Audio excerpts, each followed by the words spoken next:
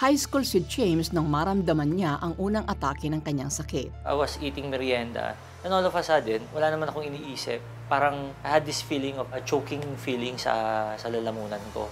Tapos nagpapalpitate ako. Pero I quickly overcame that sensation. Bagamat nakaligtas siya dito, patuloy na ginambala si James ng naturang sakit. At sa halip na ingatan ang katawan, natuto siyang magbisyo. Naging sanhi ng paglala ng kanyang kondisyon. And during that time, lagi akong puyat, I was smoking heavily, lagi akong umiinom ng alak together with my friends. May incident na I was eating in a fast food. So all of a sudden, bigla na lang akong nagpalpitate. Tapos parang takot ako na parang hihimatayin ako. I was choking, I was breathing hard, nagdidilim yung paningin ko. I was disoriented, parang gusto kong tumakbo. I was so afraid na papagkamala nila ako nasisiraan ng bait. Lumapit siya sa mga doktor upang malaman ang kanyang karamdaman. But, to my amazement, all came negative. It means I'm physically well.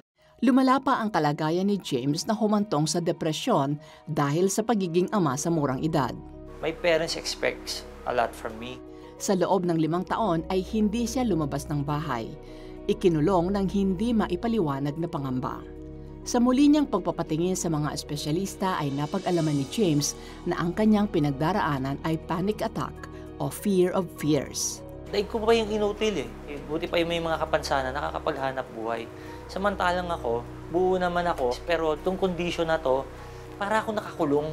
It was really the lowest point of my life. I just wanted to die. Hanggang sa isang programa sa telebisyon ang kanyang napanood.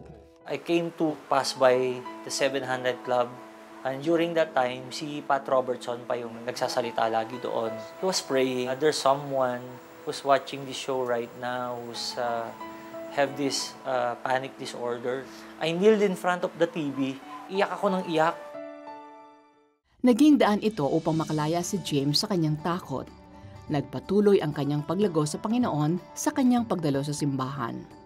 Dito siya natutong manalangin at kilalanin si Jesus sa pamamagitan ng pag-aaral ng Biblia. Ngayon happy ako kay Robinson kasi nakakapagtrabaho na siya, nakakalayo na siya, at nakapagdadrive pa siya. Hindi katulad ng mga nakaraang panahon na siya ay may takot. Yung fear ko doon sa panic attack, slowly but surely tinanggal ng Panginoong Jesus. And I can say na it's not by my own strength, it's not by the psychiatrists or the doctors na tumingin sa akin, but I know, ginamit din sila ng Panginoong Jesus na maging instrument sa paggaling ko. Na there is hope, and hope can be found in the Lord Jesus Christ.